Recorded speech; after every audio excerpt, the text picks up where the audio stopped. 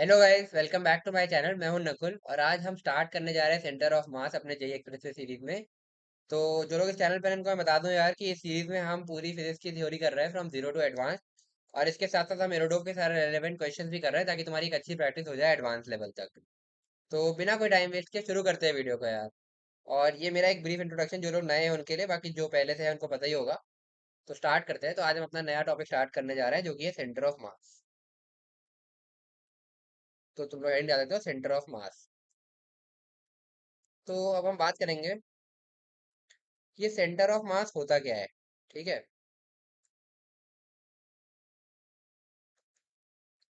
Basically अभी तक जो हमने बात करी, जितना भी हमने पढ़ लिया काइनेमेटिक्स से लेकर के फिर न्यूटन लॉज और फिर उसके बाद हमने वर्क एनर्जी पावर की बात करी।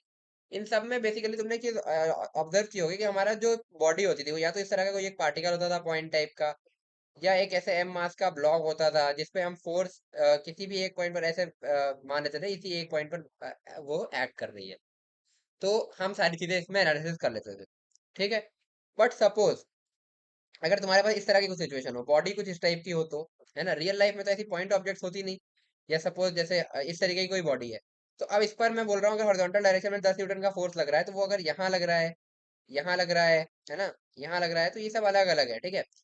तो अगर इस तरह की बॉडी है, कोई एक रिजिड बॉडी है इस टाइप की, है ना, जिसका कुछ एक कैपिटल मास एम है, ठीक है, मतलब एक पॉइंट ऑब्जेक्ट की तरह हम इसको नहीं बोल सकते, तो इस पर हम कैसे फोर्सेस वगैरह लिखेंगे ये सब। तो इसका एक पार्ट तो तुम्हारा ये सेंटर ऑफ मास में आएगा, फिर उसके बाद इसका अगला पार्ट हम रोटेशन में डिस्कस करेंगे, जहां पर हम बात करेंगे कि ये सेंटर ऑफ मास के अबाउट अभी हम पहले समझेंगे सेंटर ऑफ मास होता क्या है। फिर उससे हम बात करेंगे कि एक अगर रिजिड बॉडी है जिसका कुछ ऐसे मास है, सपोज इस तरीके की, जिसको हम इस तरीके की पॉइंट मास की तरह नहीं ट्रीट कर सकते, तो उस तरह की बॉडी के अगर हम उसके ट्रांसलेशनल मोशन की बात करेंगे, तो वो हम डायरेक्टली कह सकते हैं कि इस बॉडी को हम रिप्लेस करके एक बॉडी मान सकते हैं जो कि एक पॉइंट मास टाइप की होगी। और उसका मास कहाँ पर होगा, सेंटर ऑफ मास जो उसका पॉइंट होगा, उस पॉइंट पर तुम सारी फोर्सेस एक्टिंग मान सकते हो। ठीक है। सपोज जैसे ये बॉडी है, इस बॉडी का सेंटर ऑफ मास यहाँ पर है, तो मैं बोल सकता हूँ ये तीनों 10 न्यूटन की फोर्स, इस पर टोटल यहाँ पे 30 न्यूटन का फोर्स इस सेंटर ऑफ मास पर लग रहा है। ठीक है। बट एक चीज अगर तुम ध्यान से देखो, अगर मैं ये फोर्स हटा दूं और सेंटर ऑफ मास यहाँ है, तो ऐसा करूंगा तो ये बॉडी इस तरीके से रोटेट करेगी। ठीक है। तो वो रोटेशन को हमने कंसीडर ही नहीं किया। तो वो हम जब रोटेशन पढ़ेंगे तो वहां हम बात करेंगे कि बॉडी का मोशन एक तो होता है सेंटर ऑफ मास का मोशन, और एक सेंटर ऑफ मास के अबाउट मोशन जो कि रोटेशन वगैरह होता है तुम्हारा। ठीक है। तो वहां से सारी चीजें हम डिस्कस करेंगे। तो पहले हमें सेंटर ऑफ मास पता होना चाहिए कि होता क्या है। तो अब तुम्हें इतना बोला होता है समझ में आ गया होगा, सेंटर ऑफ मास बेसिकली एक ऐसा पॉइंट होता है, जैसे ये रिजिड बॉडी है, इसको रिप्लेस करके मैं कोई इसी बॉडी में सपोज यहाँ पर कोई एक मास, ये एक पॉइंट है, इस पॉइंट पर इस पूरे टोटल मास को मैं कंसंट्रेटेड मान सकता हूँ, यानी कि मैं इस बॉडी को हटा करके जो पहले से थी, ये एक पार्टिकल ले सकता हूँ, और जिसका मास कितना होगा इस बॉडी के टोटल मास के बराबर, और इसका कुछ कोऑर्डिनेट होगा। और उस जिस पॉइंट पर मैं बोलूंगा कि ये कंसंट्रेटेड है मास, तो इस पॉइंट को हम बोलते हैं सेंटर ऑफ मास। ठीक है। तो बेसिकली मैं कहना क्या चाह रहा हूँ, सपोज एक हमारे पास ये रेफरेंस फ्रेम हो गया इस तरीके का, एक्स, वाई एंड जेड। ठीक है। अब सपोज हमारे पास कुछ इस तरीके के पार्टिकल्स हैं, m1 मास है इसका, इसका मास m2 है, इसका मास m3 है, इसका मास m4 है, इसका मास m5 है। ठीक है। और इस ओरिजिन के अबाउट इनके अगर मैं पोजीशन कोऑर्डिनेट लिखूं, तो इसका सपोज r1 है, इसका r2 है, इसका r4 है, इसका r3 है, इसका r5 है। अब हमारा ये पूरा सिस्टम है। ठीक है, मतलब ये पांचों पार्टिकल मिलकर के हमारा सिस्टम है। अब मैं बोल रहा हूँ कि अगर इन पांचों पार्टिकल को हटा के मैं बोलूं कि मेरे को एक पार्टिकल चाहिए, है ना, इन पांचों को मैंने हटा दिया और इनकी जगह कोई एक पार्टिकल आ गया जो इनका सेंटर ऑफ मास होगा। ठीक है। सेंटर ऑफ मास ऐसा पॉइंट है जहां पर इस टोटल मास को हम एक जगह पर ऐड करता हुआ मान सकते हैं। ठीक है। सपोज वो कोई ये पॉइंट है, तो इसका कुछ कोऑर्डिनेट होगा, सपोज कैपिटल आर बार मैंने बोल दिया, और इसका कुछ मास होगा कैपिटल एम बार। तो मास कितना होगा ये तो मैं तुम्हें अभी बता दे रहा हूँ कि सबके मासेस को सम कर देंगे सिग्मा एम आई, यानी कि m1 plus m2 plus m3 plus m4 plus m5। और ये जो आर बार कोऑर्डिनेट है, ये क्या होगा, यही होगा सेंटर ऑफ मास का कोऑर्डिनेट। तो यही भी हम कैलकुलेट करेंगे डिफरेंट डिफरेंट बॉडीज के लिए। हम पहले डिस्क्रीट मासेस के लिए करेंगे। अच्छा, अगर इसी की जगह मैं ऐसा बोल दूं, है ना, जैसे हमने 5 मासेस लिए थे, अगर कोई रिजिड बॉडी हो तो रिजिड बॉडी का मतलब क्या है, टोटल मास में कैपिटल एम बोल दे रहा हूँ। तो इसका मतलब यह है कि इसमें से एन नंबर ऑफ छोटे छोटे पार्टिकल्स होंगे, M1 M2 M3 M4 M5, मतलब बहुत सारे पार्टिकल्स होंगे, ठीक है। तो फिर अगेन इसके लिए भी एम बार तुम्हारा सिग्मा Mi होगा। तो सारे छोटे छोटे पार्टिकल्स के मास को सम करेंगे तो क्या ये टोटल मास नहीं बन जाएगा, जो कि कैपिटल एम हो जाएगा। और इसका सेंटर ऑफ मास भी, सपोज कोई एक पॉइंट है, ये है सेंटर ऑफ मास का पॉइंट, तो इसको कैसे लोकेट करना है वो हम देखने वाले हैं।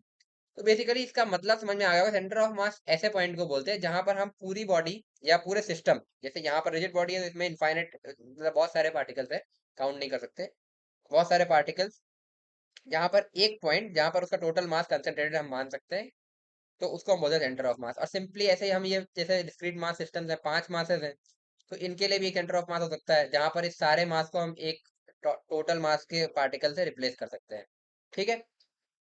तो ये हो गया। अब इसको कैलकुलेट कैसे करते हैं हम समझेंगे। पहले आप सेंटर ऑफ मास की डेफिनेशन लिख लो, जो मैंने तुम्हें बोला, इसको लिख भी लो ताकि जो है आगे तुम्हारे रिवीजन के लिए नोट्स वगैरह बन जाए तुम्हारे, तो लिख सकते हो। Centre of mass is that point,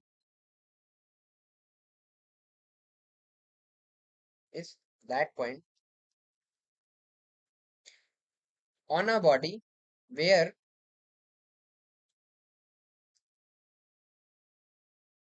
या ऑन अ बॉडी छोड़ो, केवल इतना लिखो, क्योंकि कभी कभी सेंटर ऑफ मास बॉडी के बाहर भी होता है, ठीक है, वो भी हम देखेंगे।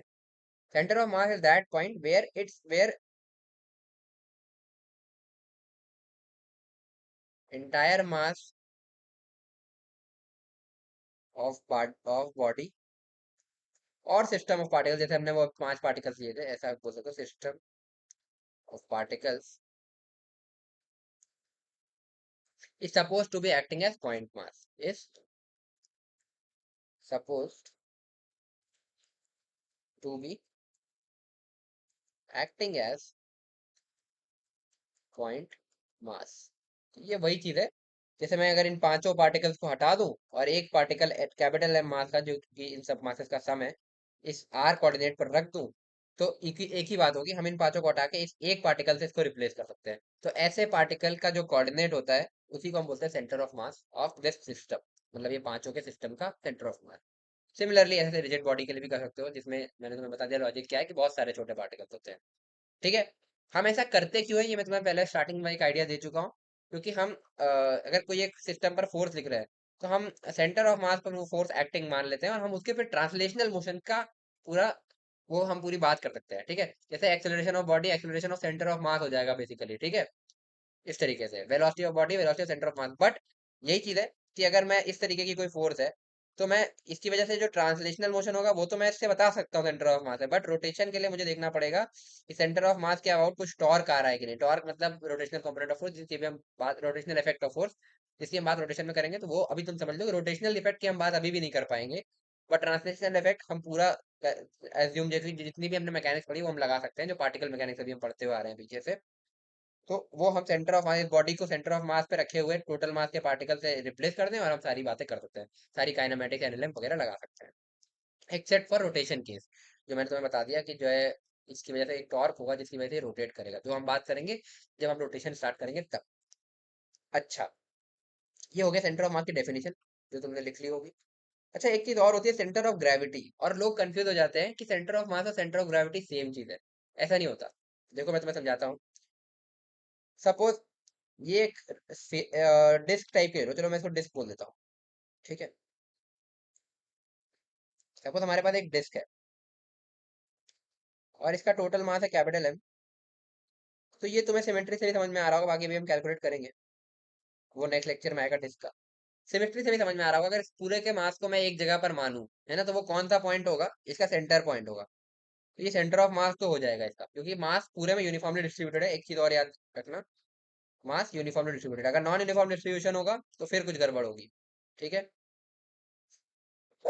तो ये ज्योमेट्रिकल सेंटर के बराबर नहीं होगा। बट मास यूनिफॉर्मली डिस्ट्रीब्यूटेड है, तो ज्योमेट्रिकल सेंटर के अलोंग हम बोल सकते हैं। बट सपोज यही डिस्क है ना, चलो इसी फिगर में दिखा रहा था, यही डिस्क है ना, और मास यूनिफॉर्मली डिस्ट्रीब्यूटेड है, जैसा कि यहाँ पे दिख भी रहा होगा तुम्हें। तो सेंटर ऑफ मास तो तुम्हारा यही होगा। बट मैं ऐसा बोलूँ अगर, कि मैं इसको ऐसे हाफ में काटता हूँ, है ना, और इस पोर्शन के लिए ग्रेविटी कुछ है तुम्हारी जी, और इसके लिए है 2g, है ना। तो जो तुम्हारा सेंटर ऑफ ग्रेविटी होगा ना, सेंटर ऑफ ग्रेविटी, वो क्या यही होगा ना, वो होगा कुछ इस तरफ, उसका कुछ वो इस तरफ कुछ शिफ्टेड होगा इससे, है ना। तो centre of gravity different point हो जाएगा। सेंटर ऑफ ग्रेविटी वो, जैसे सेंटर ऑफ मास वो पॉइंट है जहां पर तुम बोल सकते हो कि पूरा मास तुम एक जगह पर पॉइंट मास की तरह एक्टिंग देख सकते हो। सेंटर ऑफ ग्रेविटी वो पॉइंट है जहां पर पूरी बॉडी पर तुम ऐसा बोल सकते हो जहां पे पूरा वेट एक्ट कर रहा हो, ठीक है। तो वेट पूरा तब होगा, वेट होता है मास इनटू ग्रेविटी, है ना। अगर ग्रेविटी डिफरेंट हो गई, यहाँ पर कुछ और है यहाँ पर कुछ और है, तो वेट जो टोटल एक्टिंग होगा, मास तो तब भी यही होगा, बट वेट क्योंकि इधर वेट है ज्यादा तो कुछ इस तरफ शिफ्टेड होगा। वो कितना होगा उससे तुम्हें मतलब नहीं, बस तुम्हें इतना समझ में आना चाहिए कि सेंटर ऑफ ग्रेविटी और centre of mass same point नहीं है। सेम पॉइंट वो होंगे जब तुम्हारा जो क्या कहते हैं ग्रेविटी यूनिफॉर्म हो, जो कि जनरली होती है। बट अगर मैं ऐसा बोलूँ इधर ग्रेविटी जी है, इधर इस आधे पार्ट में 2g है, तो सेंटर ऑफ मास और सेंटर ऑफ ग्रेविटी सेम नहीं होंगे। सेंटर ऑफ ग्रेविटी थोड़ा सा ज्यादा ग्रेविटी की तरफ शिफ्टेड होगा, क्योंकि वो पॉइंट है जहां पर इंटायर वेट एक्टिंग समझ सकते हो। और ये वो पॉइंट है जहां पर इंटायर मास एक्टिंग समझ सकते हो, ठीक है। जहां पर पूरा मास एक पॉइंट मास में मैं चेंज कर सकता हूँ, वो ये है। और जहां पर पूरा वेट एक्टिंग मैं एक पॉइंट पर मान सकता हूँ, वो होता है तुम्हारा सेंटर ऑफ ग्रेविटी। तो सेंटर ऑफ ग्रेविटी इस पर भी डिपेंड करता है कि तुम्हारा जी यूनिफॉर्म है या नहीं, और सेंटर ऑफ मास केवल इस पर डिपेंड करेगा कि मास यूनिफॉर्म है कि नहीं।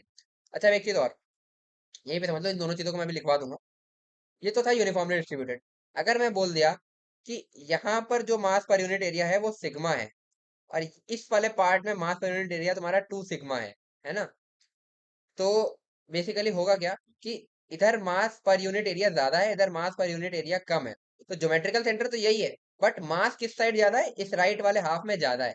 तो सेंटर ऑफ मास तुम्हारा कुछ सेंटर से राइट शिफ्टेड होगा, ठीक है। अगेन, तो यही चीज है।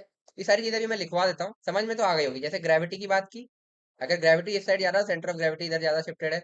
अगर मास ज्यादा है, ग्रेविटी यूनिफॉर्म है, तो भी तुम्हारा सेंटर ऑफ ग्रेविटी इधर शिफ्टेड होगा, क्योंकि सेंटर ऑफ ग्रेविटी मास और जी दोनों से डिपेंडेंट है, ठीक है।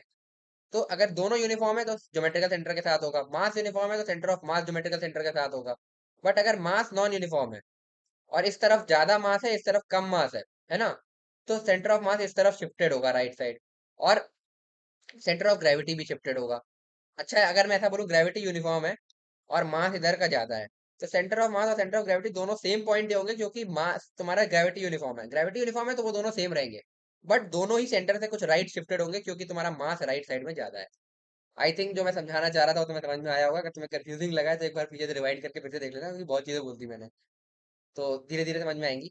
बेसिकली फिर से एक बार फाइनली समराइज करता हूँ कि सेंटर ऑफ मास वो पॉइंट है जहां पर पूरा मास तुम एक पॉइंट मास से रिप्लेस कर सकते हो। और ये डिपेंड करता है कि अगर तुम्हारा मास यूनिफॉर्मली डिस्ट्रीब्यूटेड है, तो इस तरह की सिमेट्रिकल बॉडीज में तुम्हारे सिमेट्रिकल ज्योमेट्रिकल सेंटर के बराबर ही होगा, ठीक है, वही होगा। बट अगर मैं बोल देता इसको हाफ से, इस वाले हाफ में तुम्हारा मास ज्यादा है, मतलब इसका मास पर यूनिट एरिया 2 सिग्मा है, और इसमें मास कम है, इसका मास पर यूनिट एरिया सिग्मा है, तो तुम्हारा इस साइड पे सेंटर ऑफ मास को ज्यादा शिफ्ट होगा, कि वजन इस तरफ ज्यादा हो गया। ठीक है, समझ में आई बात, वही बात है। फिर सेंटर ऑफ ग्रेविटी, अगर मास ग्रेविटी यूनिफॉर्म है तो सेंटर ऑफ मास और सेंटर ऑफ ग्रेविटी सेम होंगे, है ना। और वही बात, अगर मास तुम्हारा नॉन यूनिफॉर्म है इधर ज्यादा, तो centre of mass centre of gravity दोनों सेम पॉइंट ही होंगे, बट दोनों राइट साइड शिफ्टेड होंगे, ठीक, क्लियर। अब इसके बाद मास यूनिफॉर्मली डिस्ट्रीब्यूटेड है, बट ग्रेविटी तुम्हारी इधर 2g है, इधर g है। तो तुम बोलोगे कि centre of gravity, centre of मास तो यही होगा ज्योमेट्रिकल सेंटर में, क्योंकि मास यूनिफॉर्म है। बट सेंटर ऑफ ग्रेविटी इधर साइड थोड़ा सा शिफ्टेड होगा, क्योंकि ग्रेविटी इधर ज्यादा है, और इस पे दोनों फैक्टर की इंपॉर्टेंस होती है। ठीक है, तो अब लिख लो जरा, अब ये चीजें जो मैंने बताई इनको मैं लिखवा देता हूँ। बाकी अगर तुम्हें कंफ्यूजिंग लगा हो तो एक बार रिवाइंड करके देख लेना यार फिर से, ठीक है। तो लिख सकते हो सेंटर ऑफ ग्रेविटी, जितना आसान से आसान तरीका हो सकता था उस तरीके से मैंने तुम्हें ये बताने की कोशिश की है। तो लिख सकते हो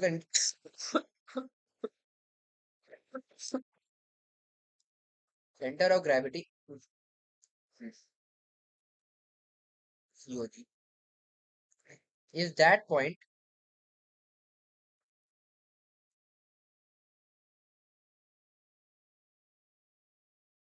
where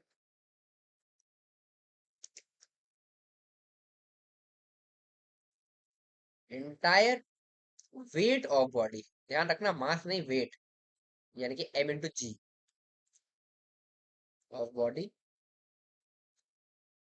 is supposed to be acting, वही, ठीक है।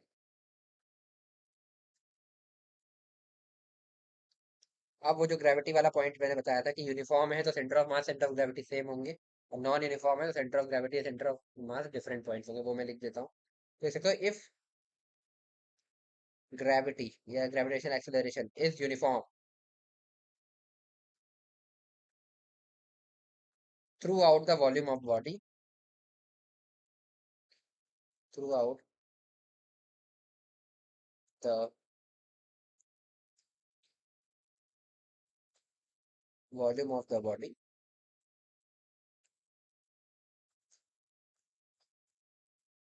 The centre of mass and centre of gravity are coincident points, the centre of mass and centre of gravity are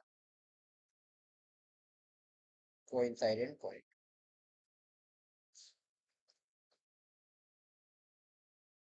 तो सेम पॉइंट्स बेसिकली हो जाएंगे।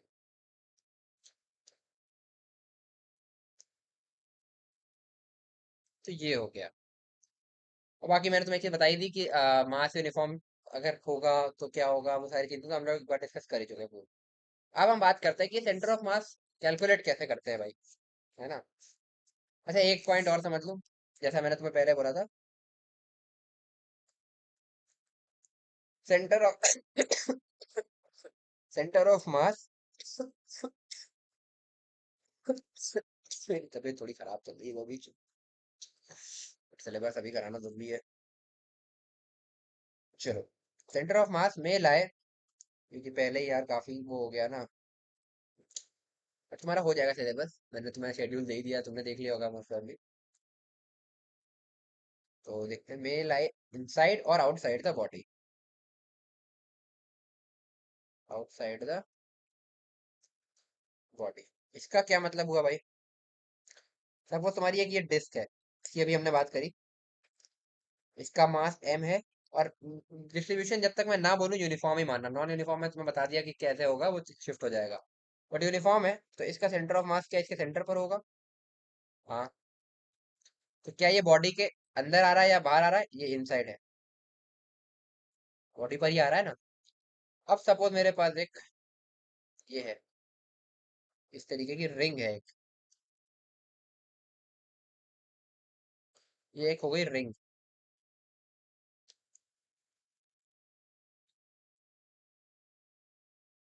तो इसका सेंटर ऑफ मास भी यहाँ सेंटर पर होगा, ये वाला पॉइंट।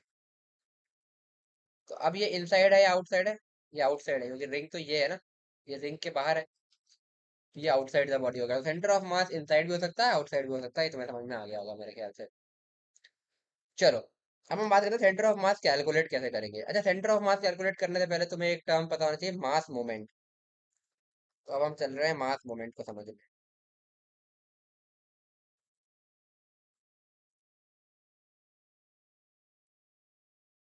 तो मास मोमेंट क्या होता है भाई,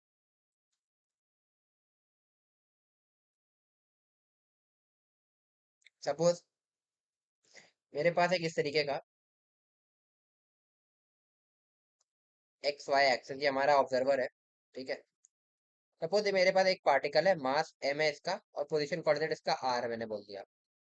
तो इसका अगर मैं मास मोमेंट लिखना चाहूंगा ना, अबाउट दिस पॉइंट ओरिजिन, तो मैं अगर लिखना चाहूँ मास मोमेंट ऑफ, इस पार्टिकल को मैंने p बोल दिया, p अबाउट ओरिजिन, जो कि है पॉइंट o, तो मैं इसको बोल दूंगा सिंपली इसका mass into its position coordinate r बार, ठीक है। तो m r बार, ठीक है। इस तरीके से मैं इस पार्टिकल का मास मोमेंट डिफाइन करूंगा। मास मोमेंट क्या है, simply mass into position coordinate का प्रोडक्ट, ठीक है। ये एक पार्टिकल का है, तो इस तरीके से हम इसको लिख सकते हैं, ठीक है। तो मास मोमेंट क्या हुआ, एक बार लिख लो यहाँ पे डेफिनेशन, ये मैंने तुम्हें समझा दिया कैसे हमने डिफाइन किया, कि उस पार्टिकल का मास अबाउट पॉइंट ओ है, ठीक है। अच्छा, अगर मैं इसकी जगह बोलूं कि मुझे इस पॉइंट से निकालना है, पॉइंट क्यू, इसका पोजीशन वेक्टर मैंने सपोज बोल दिया आरपी बार,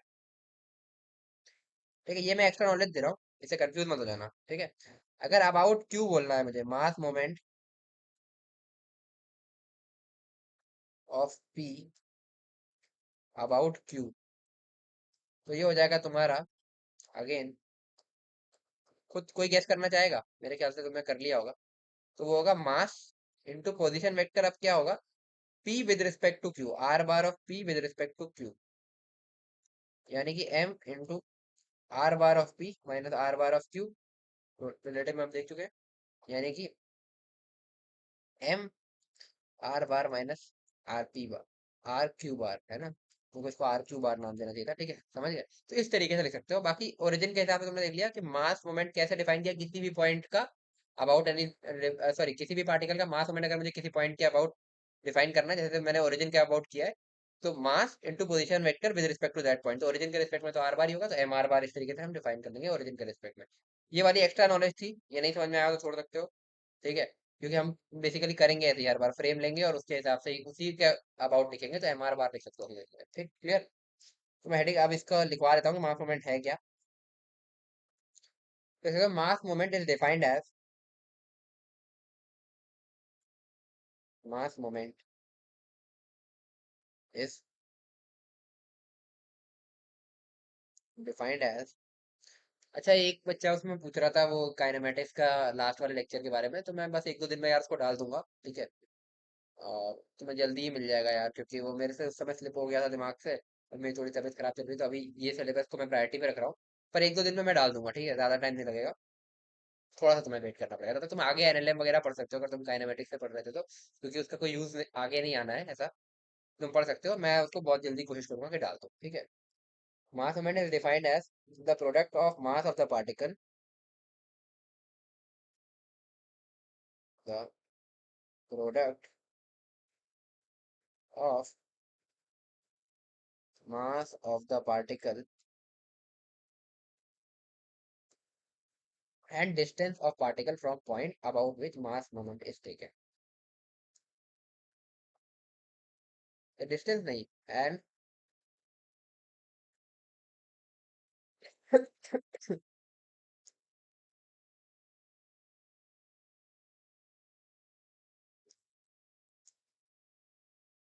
बेसिकली मेरे को डिस्प्लेसमेंट बोलना चाहिए यहाँ पे,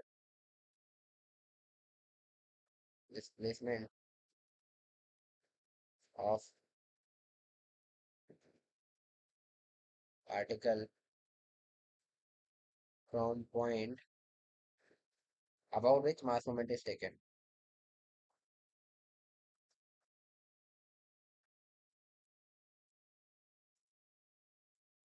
ठीक है, अच्छा अब एक चीज बताओ, ये तो हो गई सी डेफिनेशन। तो मास मोमेंट को हमने डिफाइन किया है एज एम आर बार। ये क्वांटिटी फिजिकल है, जो क्वांटिटी है ये स्केलर है या वेक्टर है? तो मेरे ख्याल से तुम्हें समझ में आ गया होगा, मास तो तुम्हारा स्केलर है और आर बार तुम्हारा वेक्टर है। तो हमने वेक्टर मल्टीप्लिकेशन में बात की थी, स्केलर इनटू वेक्टर तुम्हारा क्या देता है, वेक्टर। तो ये जो क्वांटिटी है, तुम बोल सकते हो मास moment is a vector quantity. तो ये एक तरह की वेक्टर क्वांटिटी है। चलो,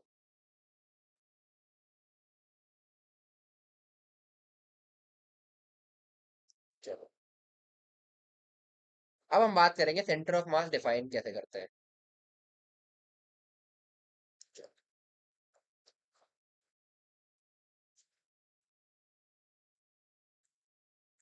सेंटर ऑफ मास हम डिफाइन कैसे करते हैं।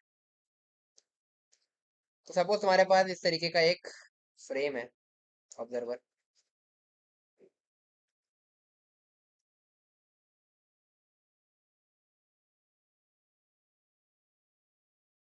है ना, इस तरीके का एक ऑब्जर्वर है। अब तुम्हारे पास सपोज एक पार्टिकल है m1, जिसका पोजीशन वेक्टर है r1 बार। एक पार्टिकल है m2, जिसका पोजीशन वेक्टर है तुम्हारा r2 बार। एक है तुम्हारा m3, जिसका पोजीशन वेक्टर है r3 bar. And so on, तुम्हारे पास बहुत सारे पार्टिकल हैं, और ये है nth पार्टिकल mn, जिसका पोजीशन वेक्टर है rn बार। ठीक है, अब इन सिस्टम ऑफ पार्टिकल्स की जगह तुम्हें एक पॉइंट लेना है जो तुम्हारा सेंटर ऑफ मास होता है, जिसका मास हो गया है m। ठीक है, इसका पोजीशन कोऑर्डिनेट हो गया r बार। ठीक है, तो किस तरीके से r बार तुम डिफाइन कर सकते हो गया r बार, है ना, मास m पोजीशन r बार, ये होगा सेंटर ऑफ मास इसका, है ना। तो तुम बोल सकते हो जो आर बार, तुम एक यहाँ पे सीधे सीधे ये बोल सकते हो कि मास मोमेंट जो है ना, वो इनिशियल वो इक्वल होगा, है ना, इनका और उसका, ठीक है। तुम ऐसा बोल सकते हो,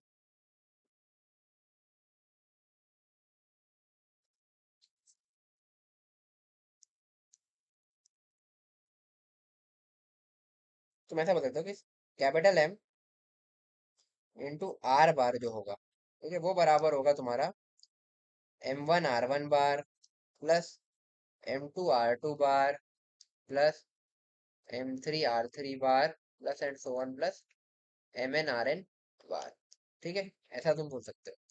तो आर बार की वैल्यू क्या होगी, वो होगी तुम्हारी M1 R1 bar plus M2 R2 bar plus and so on plus MN, ऐसा लिख सकता हूँ ना, MN RN bar upon capital M, है ना। ये हो गया। तो ये जो आर बार है ना, यही तुम्हारा सेंटर ऑफ मास का कोऑर्डिनेट है, ठीक है। तो सिंपली अब तुम यहाँ से लिख सकते हो कि सेंटर ऑफ मास का कोऑर्डिनेट आर बार हम कैसे डिफाइन करेंगे। ये M1 R1 बार, इसको मैं इस तरीके से लिख सकता हूँ, sigma MI RI first particle से लेके एन पार्टिकल तक, I = 1 से n लिखना देता हूँ, ठीक है। तो ये हो गया सबके मास मोमेंट को सम कर दिया अपॉन सबके मास को, m जो है वो टोटल मास है, उसको मैं सिग्मा MI लिख सकता हूँ, ये सबके मास को सम कर दिया। तो ये हो गया तुम्हारा सेंटर ऑफ मास डिफाइन करने का तरीका, कि सबके मास मोमेंट अपॉन टोटल मास, ये होगा वो पॉइंट। ये डेफिनेशन है यार, ये तुम्हें समझनी पड़ेगी। ये है तुम्हारा सेंटर ऑफ मास का कोऑर्डिनेट। तो तुम इस तरीके से डिफाइन कर सकते हो, जो कि होगा तुम्हारा sigma MI RI bar upon sigma MI बार। तो ये सेंटर ऑफ मास की डेफिनेशन होती है, ठीक है। तो ये हो गया, बेसिकली मास मोमेंट इक्वल किया है, वही है ना। तो ये हो गया।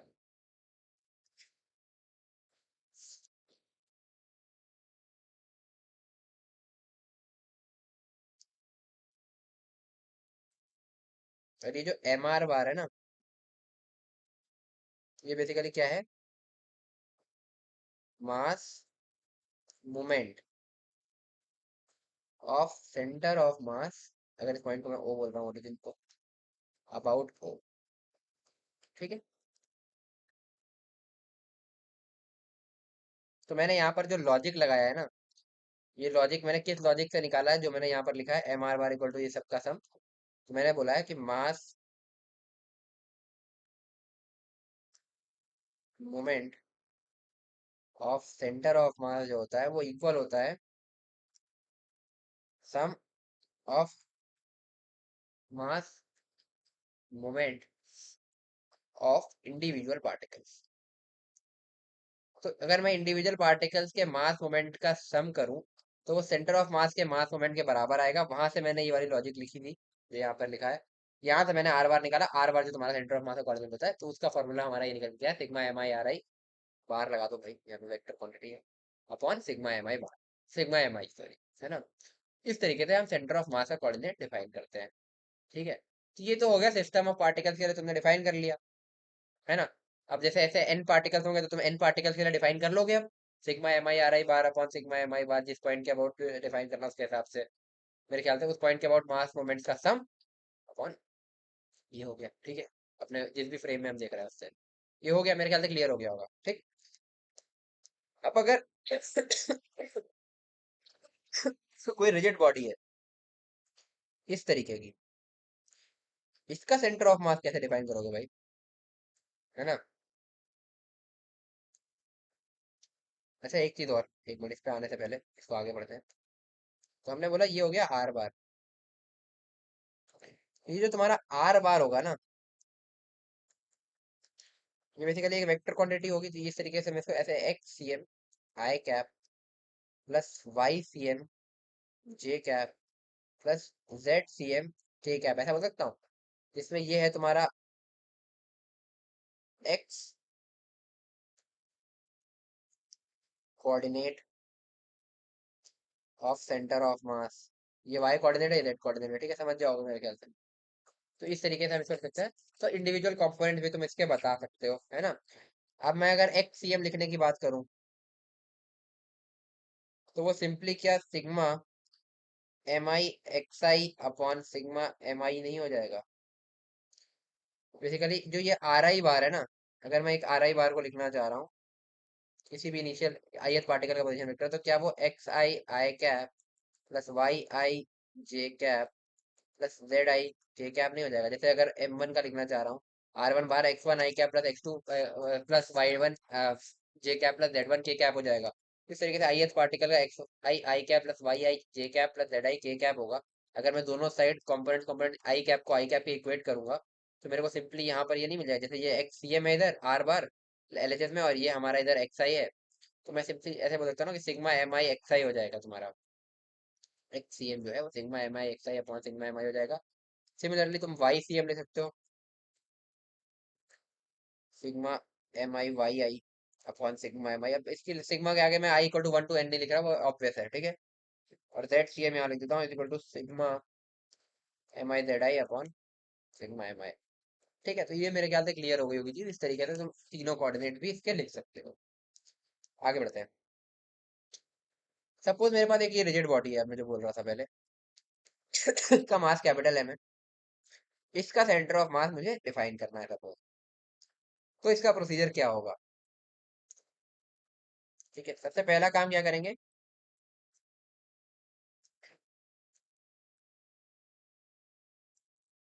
Take a small general mass element DM. ठीक है, तो एक मास एलिमेंट लेंगे, सपोज इस तरीके का मैंने कुछ एक एलिमेंट ले लिया डीएम। अब अगर कोई बॉडी लेंथ पर डिस्ट्रीब्यूटेड होगी तो लेंथ वाला एलिमेंट लेंगे, एरिया पर डिस्ट्रीब्यूटेड होगी तो एरिया एलिमेंट लेंगे। वो अभी हम आगे डिफरेंट डिफरेंट बॉडीज का जहाँ कैलकुलेट करेंगे ना, मैं वहाँ तुम्हें एलिमेंट लेना सिखाऊंगा। और वो चीज तुम्हारे काम आएगी आगे। इसके बाद हम मोमेंट ऑफ इनर्शिया कैलकुलेशन करेंगे रोटेशन में, वहां पर भी सेम चीज काम आएगी। और इलेक्ट्रोस्टैटिक्स में भी काम आती है, ठीक है। तो अगर तुम इसमें पहले से पढ़ते आ रहे हो तो इलेक्ट्रोस्टैटिक्स अगर तुमने पढ़ा है, तो मैंने वहां पे भी वो चीजें करी हुई है, तो मैं पता होगा, थोड़ा आइडिया होगा। तो इलेक्ट्रोस्टैटिक्स में भी उस तरीके के एलिमेंट लेकर के हम इलेक्ट्रिक फील्ड वगैरह कैलकुलेट करते हैं, ठीक है। ये हो गया। तो इस तरीके से एक छोटा सा एलिमेंट लेंगे, अभी समझ लो बस कि छोटा सा एलिमेंट लिया है। ये कैसे लेंगे, लेंथ पर अलग होगा, एरिया पर अलग होगा, वो हमें आगे डिफरेंट बॉडीज के लिए देखेंगे। ये हो गया तो ये डिफरेंशियल मास एलिमेंट तुम्हारा डीएम हो गया, ठीक है।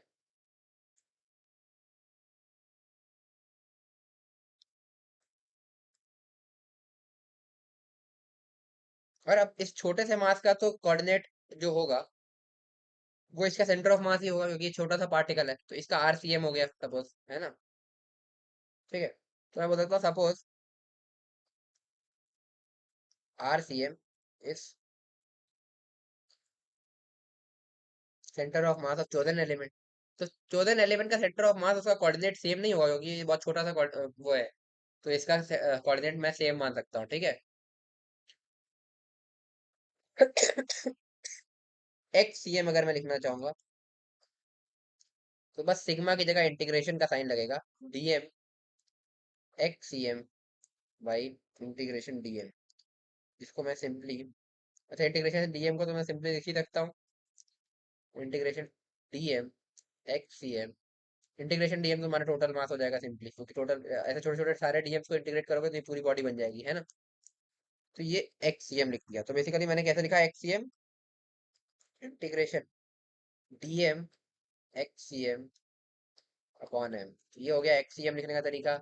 सिमिलरली वाई सी एम लिखना चाहूँ तो हो जाएगा integration DM Y C M upon M, ठीक है। या इस सीएम को हटा दो यार, तो केवल डीएम वाई ऐसा लिख सकता हूँ मैं, क्योंकि उस कोऑर्डिनेट का सेंटर ऑफ मास का कोऑर्डिनेट और कोऑर्डिनेट सेम ही होगा ना, ठीक है। मेरे ख्याल से क्लियर होगा। ये सीएम सीएम हटा सकते हो, वरना कंफ्यूजन हो जाएगा तुम्हें फालतू का। उस छोटी सी बॉडी के सेंटर ऑफ मास का कोऑर्डिनेट उसका खुद का कोऑर्डिनेट होगा, तो उस छोटी सी बॉडी का कोऑर्डिनेट इनटू डीएम। तो मास मोमेंट मैंने यहाँ पर लिखने का बस तरीका बदला है, वो इंटीग्रेशन डीएम एक्स लगा करके मैंने लिखा है। इंटीग्रेशन क्यों लगाया भाई, तुम्हें समझ में आ रहा होगा कि छोटा सा एलिमेंट है, तो यहाँ पे सिग्मा की जगह इंटीग्रेशन लगेगा, ठीक है। ये हो गया। ऐसे ही जेड सीएम लिख लोगे, integration DM into Z upon capital M, ठीक है। अभी सब तो हो गई थ्योरेटिकल बात है, तो यहाँ से तुम्हें लग रहा होगा क्या ही चल रहा है। अब मैं तुम्हें इसका एक एप्लीकेशन करके दिखाता हूँ, है ना। तो अब हम एक रॉड का सेंटर ऑफ मास निकाल करके देखते हैं। Centre of mass of a rod. अच्छा, एक चीज इसमें ध्यान रखना, रॉड का हम निकाल तो रहे हैं, मास यूनिफॉर्मली डिस्ट्रीब्यूटेड है on its length. Mass uniformly distributed on its length, है ना। नॉन यूनिफॉर्म डिस्ट्रीब्यूशन का भी हम आज एक क्वेश्चन करेंगे आगे, तो वहां पे तुम वो भी देखना, उसका डिफरेंट आएगा, है ना। सपोज अब मैं बता रहा हूँ कि हमारे पास एक इस तरीके की रॉड हो गई, बनाते हैं रॉड।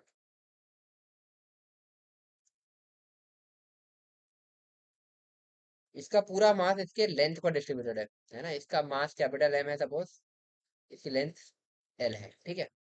इसका सेंटर ऑफ मास हमें बताना है, ठीक है। ये इसका, इस पॉइंट को मैंने बोल दिया ए, इस पॉइंट को मैंने बोल दिया बी, ठीक है। और ये ध्यान रखना, मास यूनिफॉर्मली डिस्ट्रीब्यूटेड है। तो अब इसका सेंटर ऑफ मास कैसे बताएंगे। सपोज मैंने इस पॉइंट पर ले लिया अपना ओरिजिन, और इसके अबाउट में कोऑर्डिनेट बताना चाह रहा हूँ इस तरीके से। तो क्या करूँ, एक एलिमेंट हमें लेना है, तो यहाँ पर लेंथ, क्योंकि मास यूनिफॉर्मली लेंथ पर डिस्ट्रीब्यूटेड है, तो एलिमेंट किस टाइप का होगा, ऐसे डीएल टाइप का।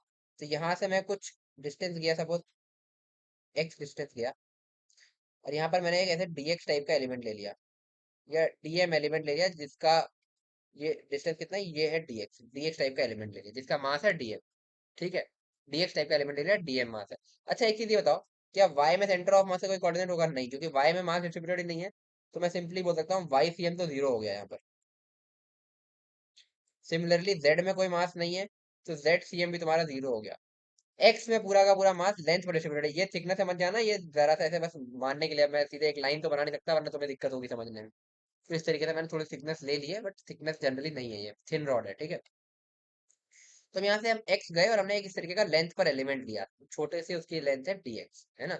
और ऐसे छोटे छोटे डीएक्स डीएक्स को जोड़ दूंगा, तो ये पूरी रॉड मेरी बन जाएगी, ठीक है। ये हो गया।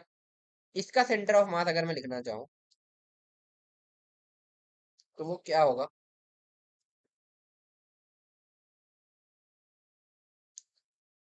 हाँ, तो इसका सेंटर ऑफ मास क्या है, एक्स ही है, ठीक है, इस छोटे से एलिमेंट का। तो अब अगर मैं इस लॉजिक से जाऊं, एक्स सी एम लिखना चाहूँ, तो वो क्या होगा, ऐसे छोटे छोटे पार्टिकल्स का मास मोमेंट मैंने ऊपर ले लिया न्यूमरेटर में, इंटीग्रेशन डीएम इनटू, इसका कोऑर्डिनेट क्या था, x upon integration DM, total mass, वो सीधे सीधे मैं लिख देता हूँ कैपिटल एम, ठीक है। ये हो गया। अब जरा डीएम की वैल्यू लिखो, इस डीएम की वैल्यू क्या हो गया। अच्छा, इस पर टोटल मास है एम, और टोटल लेंथ है एल। तो मास पर यूनिट लेंथ जो इसका होगा, उसको हम बोलते हैं लैम्डा, है ना। लैम्डा होता है तुम्हारा मास पर यूनिट लेंथ, यानी कि ये है तुम्हारा linear mass density, linear mass density. तो लीनियर मास डेंसिटी कुछ नहीं होता, मास पर यूनिट लेंथ है ना। अगर इस मास पर यूनिट लेंथ, अगर पूरे एल में एम मास डिस्ट्रीब्यूटेड है, तो एक यूनिट लेंथ 1 सेंटीमीटर की, 1 मीटर की लेंथ ले ली, तो उस पर कितना मास होगा, एम बाई एल, ठीक है। तो डीएक्स लेंथ वाले क्या कहते हैं, इस अगर इस पूरे एलिमेंट की लेंथ डीएक्स है, तो इसका मास कितना होगा, mass per unit length into its length, यानी कि M by L into DX. ये तुम्हारे डीएम की वैल्यू हो जाएगी। क्या इसमें कोई दिक्कत आ रही है, सोच के बताना। इस छोटे से एलिमेंट का मास कितना होगा, mass per unit length of rod, जो कि है M by L into DX, या लैम्डा डीएक्स बोल सकते थे, और लैम्डा की वैल्यू एम बाई एल है यहाँ पर, क्योंकि मास यूनिफॉर्मली डिस्ट्रीब्यूटेड। ये लैम्डा कुछ और भी हो सकता है, लैम्डा लेंथ पर डिस्ट्रीब्यूटेड भी हो सकता है, उसकी हम आगे बात करेंगे। अभी इतना समझ में आया कि लैम्डा जो है वो मास पर यूनिट लेंथ है, तो mass per unit length into its length DX. तो ये तुम्हें मिल जाएगा इस डीएक्स लेंथ वाले एलिमेंट का मास डीएम। तो डीएम की ये वैल्यू जरा हम यहाँ पर पुट करते हैं, तो ये हो जाएगा इंटीग्रेशन, एक्स रख दिया, ये एक्स सी एम की वैल्यू हम लिख रहे हैं। डीएम की वैल्यू क्या है, M by L into D X, M by L into D X upon M, ठीक है। एम से एम तो कैंसिल आउट हो गया तुम्हारा, अब आएगा 1 बाई एल, बाहर आ जाएगा, इंटीग्रेशन एक्स डी एक्स आएगा। लिमिट बताना जरा कहाँ से कहाँ तक दूं एक्स की। तो अगर हमारा ये ओरिजिन है, तो ये पॉइंट का कोऑर्डिनेट है जीरो, और इस पॉइंट का कोऑर्डिनेट है एल, क्योंकि लेंथ इसकी एल है रॉड की। तो इसकी लिमिट मैं सिंपली 0 से एल दे दूं, तो एक्स डी एक्स का इंटीग्रेशन आएगा तुम्हारा एक्स स्क्वायर बाई टू, इसकी लेंथ, इसकी कोऑर्डिनेट मैं दूंगा 1 0 से लेके एल, और ये 1/l से मल्टीप्लाई होगा अलग। तो मैं सीधे बोल सकता हूँ L square by two L, यानी कि L/2, ये आएगा तुम्हारा सेंटर ऑफ मास का कोऑर्डिनेट। तो जो तुम्हें दिख भी रहा है कि इस रॉड के बिल्कुल सेंटर पर आ गया, ये L/2 वाला पॉइंट है, ये तुम्हारा है सेंटर ऑफ मास। ठीक है, तो इस तरीके से हमने रॉड का कैलकुलेट करा सेंटर ऑफ मास। अभी डिस्क होती तो एरिया एलिमेंट लेते, तो वहां पर हम सरफेस चार्ज, सॉरी, तुम्हारा सरफेस मास डेंसिटी डिफाइन करते। तो अभी हम आगे नेक्स्ट लेक्चर में वही करने वाले हैं। तो मेरे ख्याल से तुम्हें क्लियर हो गया होगा कि इस तरीके से अगर कोई रिजिड बॉडी है, अगर उसका हमें सेंटर ऑफ मास निकालना है, तो हम कैसे निकालेंगे। ये लेंथ वाला हमने एग्जांपल लिया। पॉइंट ये है, छोटा सा इस तरीके का एलिमेंट लेना है, और इस एलिमेंट का सेंटर ऑफ मास का कोऑर्डिनेट इस बॉडी का खुद का कोऑर्डिनेट ही होगा, क्योंकि इसका मास डिस्ट्रीब्यूटेड बिल्कुल एक बहुत छोटा सा एलिमेंट है, तो सेम ही है। तो ये हो गया इसका सेंटर ऑफ मास। तो इसका मास मोमेंट हमने इस तरीके से, इस तरीके के हर छोटे छोटे पार्टिकल का मास मोमेंट हम इस तरीके से डिफाइन कर लेंगे, dm/x, और अपॉन टोटल मास कर देंगे, तो हमें सेंटर ऑफ मास का कोऑर्डिनेट मिल जाएगा। बस ये चीज ध्यान रखो, और इस तरीके से हमने इसको निकाल लिया, L/2 निकल करके आ गया। आगे बढ़ते हैं।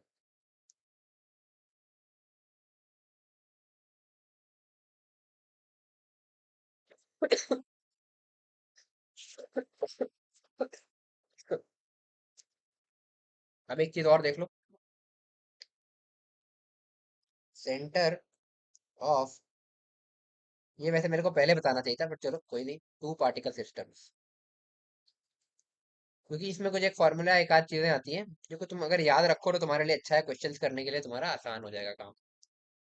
ठीक, सपोज तुम्हारे पास एक पार्टिकल है, इसका मास है कुछ सपोज m1, और इससे r दूरी पर तुम्हारा दूसरा पार्टिकल रखा है, इसका मास है m2। अब मुझे बताना है इसका सेंटर ऑफ मास क्या होगा। तो मैं किसी एक पार्टिकल पर ओरिजिन मान लेता हूँ, सपोज मैं यहाँ पर मान लेता हूँ y, z, और ऐसे x। ठीक है, तो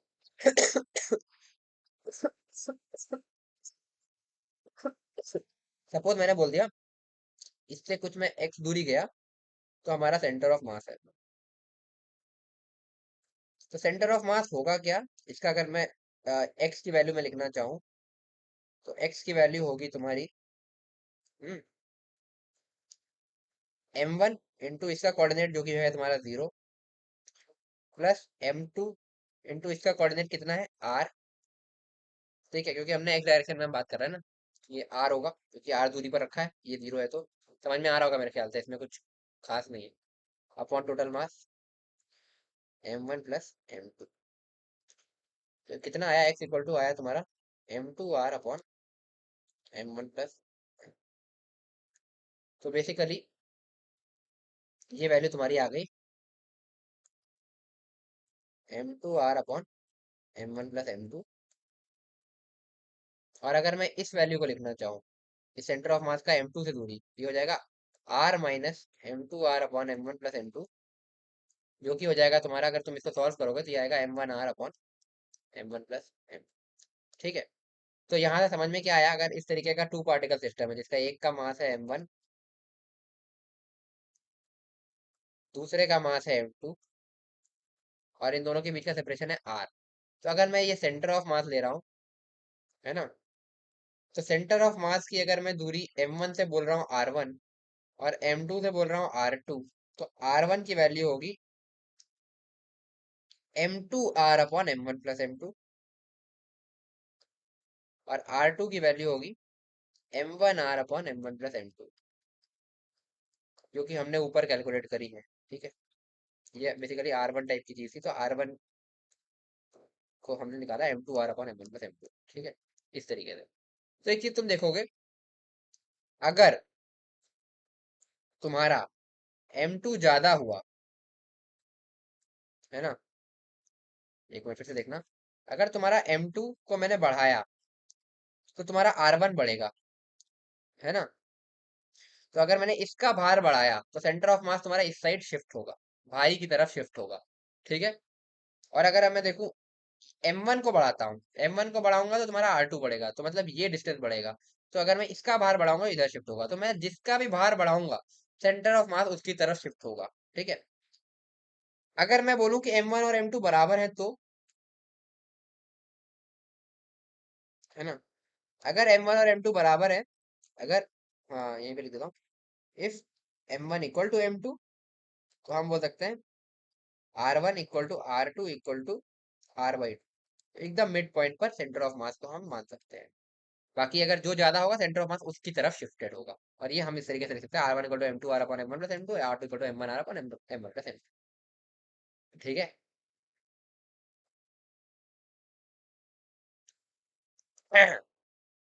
अब एक चीज और, फिर से वही अपना पार्टिकल सिस्टम, M1, इससे R दूरी पर रखा है M2,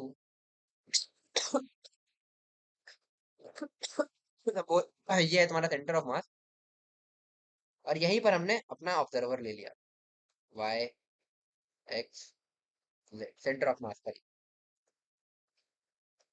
इसके हिसाब से अगर मैं एक्स सी एम लिखूंगा, तो वो होगा M1 इंटू M1 का कोऑर्डिनेट, सपोज अगर ये डिस्टेंस, फिर कितना होगा, ये R1 होगा, और ये डिस्टेंस हमारा R2 होगा। ठीक है। M1 into minus R1 plus M2 into R2 upon M1 plus M2, और ये एक्स सी एम अगर मैं सेंटर ऑफ मास पर ही ओरिजिन मान रहा हूँ, तो क्या ये जीरो होगा? बिल्कुल। समझ में आई क्या किया मैंने? मैंने अब की बार, पहले हमने जो कैलकुलेशन करी है यहाँ पर, हमने इस ओरिजिन को माना M1 पर, मतलब अपना जो फ्रेम है। बट अब मैं बोल रहा हूँ सेंटर ऑफ मास पर ही बैठ गए, सेंटर ऑफ मास पर बैठोगे तो आप सेंटर ऑफ मास पर बैठकर सेंटर ऑफ मास का कोऑर्डिनेट लिखने की कोशिश करो, तो सेंटर ऑफ मास इस तुम्हारे ऑब्जर्वर के हिसाब से, इस एक्स वाई जेड के हिसाब से तो जीरो है ना, वही मैंने यहाँ लिख दिया। और वो होगा क्या, M1 इंटू माइनस R1, क्योंकि इसका कोऑर्डिनेट माइनस R1 हो जाएगा, प्लस M2 इंटू इसका कोऑर्डिनेट R2, ये हो जाएगा अपॉन टोटल मास। यहाँ से मैं सीधे सीधे बोल सकता हूँ कि minus M1 R1 plus M2 R2 numerator is equal to zero. या से बोल सकता हूँ M1 R1 equal to M2 R2। ये एक इंपॉर्टेंट रिजल्ट है जो कि तुम्हारे काम आएगा बहुत आगे। सेंटर ऑफ मास के अबाउट तुम बोल सकते हो M1 R1 equal to M2 R2। तो सेंटर ऑफ मास के अबाउट दोनों पार्टिकल का मास मूवमेंट बराबर होता है, M1 R1 equal to M2 R2। तो एक रिजल्ट ये बहुत इंपॉर्टेंट तुम्हारा निकल करके आया, सेंटर ऑफ मास के अबाउट ऐसा है। और दूसरा तुम्हारा ये R1 और R2 निकालने का एक रिजल्ट निकल करके आया, ये कैसे आया मैंने तुम्हें समझा दिया। तो टू पार्टिकल सिस्टम में ये चीजें काम आती है। अब आओ एक दो क्वेश्चंस कर लेते हैं। बाकी इसमें रेडोफ के अभी उतने खास क्वेश्चन है, वो रेडोफ का इसमें है ही नहीं क्वेश्चन इस पे, क्योंकि ये तो जस्ट अभी चैप्टर की स्टार्टिंग है। ठीक है, थोड़ा और पढ़ लेंगे दो तीन लेक्चर, तब जाके तुम्हारे रेडोफ के क्वेश्चंस आएंगे। तब तक कुछ समझाने के लिए बेसिक क्वेश्चन, ताकि तुम्हारा कॉन्सेप्ट क्लियर हो सके, तो वो कर लेते हैं। तो अगला क्वेश्चन तुम ले सकते हो, two masses M1 and M2 are placed, two masses M1 and M2 are placed at a distance r from each other, at a distance r from each other। ठीक है। Now M is shifted by d units towards center of mass। Now M is shifted by d units towards center of mass। ठीक है। How much should M2 be displaced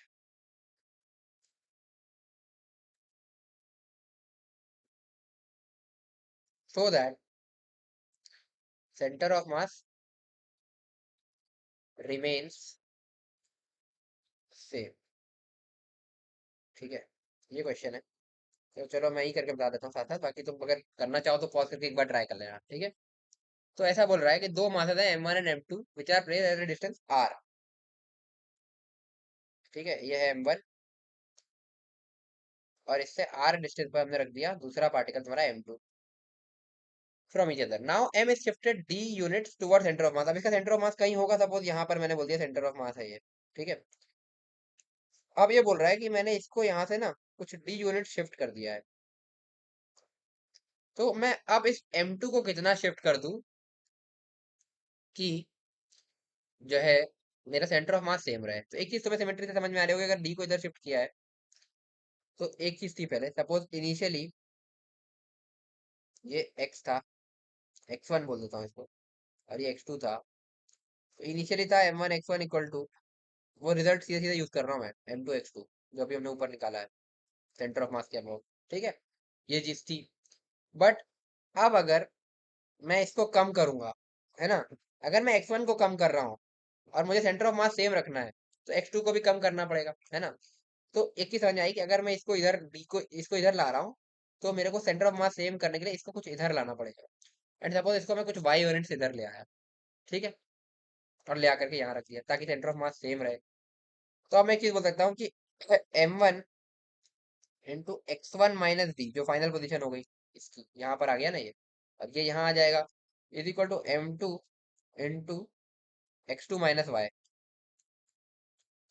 ठीक है, समझ में आया। इन दोनों की फाइनल पोजीशन चेंज हो गई, ये यहाँ आ गया, ये यहाँ आ गया, but centre of mass same रहा। तो पहले इनिशियली सेंटर ऑफ मास के अबाउट हमने m1 x1 = m2 x2 लिखा, फिर फाइनली हमने सेंटर ऑफ मास के अबाउट ये लिखा, क्योंकि अब यहाँ का इसका कोऑर्डिनेट ये हो जाएगा तुम्हारा, ये कितना होगा, x1 - d होगा, और ये कितना होगा, x2 - y होगा।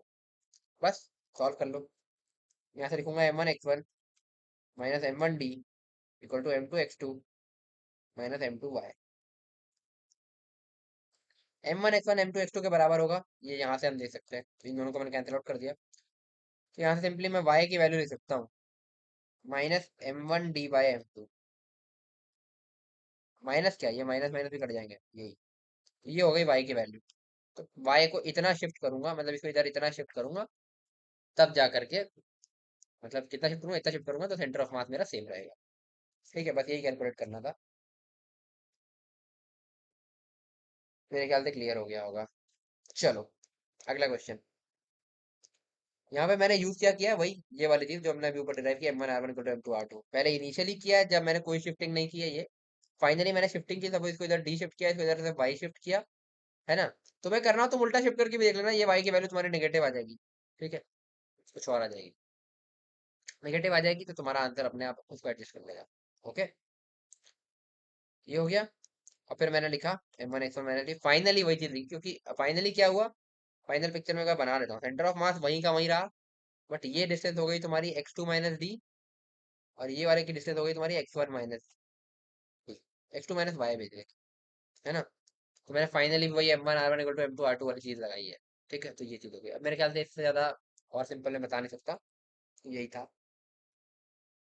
अगला question, y axis, x axis, z axis, और इस पर हमने एक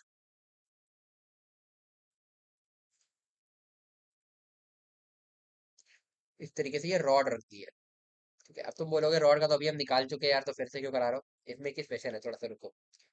ठीक है, अब लिखो, लैंग्वेज लिखो, a rod of length L is lying along x axis, a rod of length L is lying along x axis। ठीक है, x axis के along ये लाई कर रहा है। One end of rod is at origin, जो कि दिख भी रहा है, ये ओरिजिन है ना। One end of rod is at origin, and linear density of rod lambda, and linear mass density, basically linear mass density of rod lambda is very rare, lambda equal to kx। तो mass per unit length इस बार x के साथ very कर रहा है, जो कि एक कांस्टेंट नहीं है। जो हमने पहले, जब हमने जो अभी क्वेश्चन जो हमने स्टैंडर्ड केस डिराइव किया था, वो हमने लिया था कि मास यूनिफॉर्मली डिस्ट्रीब्यूटेड है, बट यहाँ यूनिफॉर्मली डिस्ट्रीब्यूटेड नहीं है। जैसे जैसे x ज्यादा है तो लैम्डा ज्यादा है, मतलब यहाँ पर अगर मैं इस जगह पर हूँ, तो मास तुम्हारा जो है सेम dx लेंथ के एलिमेंट में कम मास डिस्ट्रीब्यूटेड है, और मैं यहाँ पहुंच गया, तो सेम डीएक्स लेंथ के एलिमेंट में ज्यादा मास है। ठीक है, तो जाहिर सी बात है कि इधर आधे तक में कम मास होगा कंपेयर टू इधर ज्यादा, तो सेंटर ऑफ मास हमारा L/2 से थोड़ा सा आगे ही होगा। लेकिन अब वो कितना होगा वही तुम्हें कैलकुलेट करना है, और करना कैसे है, जो हमने बेसिक स्टेप सीखे हैं कि एलिमेंट लेकर के उस एलिमेंट का centre of mass, mass moment लिखो अपॉन टोटल मास से डिवाइड करो। ठीक है, और इसका मास m है। ठीक है, ये मैं लिखना भूल गया। ठीक है, तो बोल रहा है find centre of mass of rod. ठीक है भाई, अब बस एक चीज चेंज हो गई यहाँ पर कि अब ये लैम्डा के एक्स है। तो वही करते हैं, एक्स एलिमेंट एक्स डिस्टेंस पे गया, हमने डीएक्स टाइप का एलिमेंट लिया, लेंथ टाइप का। तो सेंटर ऑफ मास अगर मैं लिखना चाहूंगा तो हो जाएगा integration DM into x upon total mass capital M given ही है। अब बस बात ये कि ये डीएम कैसे लिखे। तो पिछली बार हमने वही डीएम क्या होगा, मास पर यूनिट लेंथ। पिछली बार मास पर यूनिट हमने सिंपल M/L ले लिया था, पर अब हम ये नहीं ले सकते क्योंकि मास यूनिफॉर्मली डिस्ट्रीब्यूटेड नहीं है। तो मास पर यूनिट लेंथ तुम्हारा लैम्डा गिवन है, लैम्डा इंटू डीएक्स। और लैम्डा की वैल्यू क्या है, के एक्स। इसको कर सकता हूँ के एक्स डी एक्स, कोई दिक्कत। ठीक है, ये डीएम की वैल्यू है। अब ये वैल्यू उठा करके हमें यहाँ पर पुट करनी है। ठीक है, और हाँ, mass total mass sorry given नहीं था, एक गलती हो गई मेरे से। ये टोटल मास गिवन नहीं था। तो टोटल मास यहाँ पर गिवन नहीं, तो कैसे निकालोगे, इंटीग्रेशन डीएम, ऐसे छोटे छोटे मास को इंटीग्रेट कर दोगे। वो जो हमने शुरू में देखा था ना, इंटीग्रेशन डीएम पढ़ा था हमने, एक बार तुम्हें दिखा देता हूँ। जहाँ मैंने बोला था कि जो है यूनिफॉर्म डिस्ट्रीब्यूशन में डायरेक्ट लिख सकते हैं, ये इंटीग्रेशन डीएम। ऐसे छोटे छोटे एलिमेंट्स को तुम इंटीग्रेट करोगे तो टोटल मास मिल जाएगा, इंटीग्रेशन डीएम करना है। ठीक है, तो एक्स सी एम आएगा तुम्हारा integration DM into x. DM की वैल्यू क्या है, के x D x into x upon integration DM के एक्स डी एक्स। और एक्स की लिमिट कहाँ से कहाँ देनी है, जीरो से लेकर के ये एल था फाइनली, जीरो से एल तक लिमिट देनी है, इसको भी इसको भी। तो ऊपर बनेगा तुम्हारा के एक्स स्क्वायर डी एक्स, तो के बाहर आ जाएगा, integration x square D x zero से एल अपॉन नीचे आएगा इंटीग्रेशन के एक्स डी एक्स जीरो से एल। के से के कट जाएगा, ऊपर वाला बनेगा तुम्हारा x³/3, इसको मैं लिमिट दूंगा जीरो से एल। और नीचे बनेगा तुम्हारा x²/2, इसको मैं लिमिट दूंगा जीरो से एल। तो ऊपर बनेगा L³/3 और नीचे बनेगा L²/2। तो ये फाइनली बन जाएगा तुम्हारा, एल स्क्वायर से ये कट जाएगा तो ये बचेगा तुम्हारा 2L/3। ये हो जाएगा तुम्हारा आंसर। और जाहिर सी बात है, जो हमने पहले बोला था कि L/2 अगर यहाँ है तो 2L/3 थोड़ा सा आगे, तो ये थोड़ा सा आगे आ रहा है सेंटर ऑफ मास, क्योंकि इधर बाहर जाता है। समझ में आया, इस तरीके का अगर लैम्डा गिवन होगा तो डीएम को लैम्डा डीएक्स लिख देंगे, और इसी तरीके से टोटल मास के लिए भी हम इंटीग्रेशन डीएम करेंगे, और टोटल मास मोमेंट के लिए इंटीग्रेशन एक्स इंटू डीएम करेंगे। इस तरीके से हम इसको सॉल्व कर लेंगे। तो यह है वेरिएबल मास डेंसिटी अगर तुम्हें दी हो तो हम कैसे सॉल्व करें। तो ये वाला कॉन्सेप्ट तुम्हारा हर जगह लगेगा, तो इसको मत भूलना। ऐसे तुम Y C M Z C M लिख सकते हो, बट फिर से वही बात है कि इसमें वाई जेड में कुछ है नहीं, तो Y C M is equal to Z C M equal to zero, ये है। इस तरीके ये लॉजिक बस हर जगह लगेगा। और फिर DM equal to lambda DX, ये ध्यान रखो। इस तरीके से तुम कुछ भी दिया हो, के एक्स की जगह के एक्स स्क्वायर दिया होता है, x² + 2x + 5 दिया हुआ था, कुछ भी एक्स का फंक्शन दिया होता, तुम कैलकुलेट कर लेते, कितना कॉम्प्लिकेट कर सकते हो मैथ्स अच्छी लगा कर। तो ये है, और इस तरीके से तुम निकाल सकते हो। ठीक, तो आज के लिए इतना ही रखते हैं, काफी चीजें हमने आज डिस्कस कर ली। नेक्स्ट क्लास में हम कुछ और क्या कहते हैं, अपने स्टैंडर्ड बॉडीज के सेंटर ऑफ मास कैलकुलेशन को देखेंगे कि कैसे कैसे उनको हम कैलकुलेट करते हैं। तो आई होप तुम्हें आज जितना बताया समझ में आया होगा। कोई भी डाउट है तो तुम कमेंट सेक्शन में पूछ सकते हो। वीडियो पसंद आए तो वीडियो को लाइक करना यार, जितना हो सके अपने दोस्तों के साथ शेयर करो, और अगर तुमने अभी तक चैनल को सब्सक्राइब नहीं किया तो सब्सक्राइब कर लो। और हाँ, एक चीज़ और, इस पूरे सीरीज के जितने भी लेक्चर्स होने वाले हैं, इनके सारे नोट्स मैं टेलीग्राम चैनल पे अपडेट कर दूंगा। तो टेलीग्राम चैनल अगर तुमने अभी तक सब्सक्राइब नहीं किया तो सब्सक्राइब कर लेना, वो तुम्हें लिंक उसका चैनल डिस्क्रिप्शन से मिल जाएगा। तो मिलते हैं यार नेक्स्ट वीडियो में। Till then stay motivated and keep studying. Bye.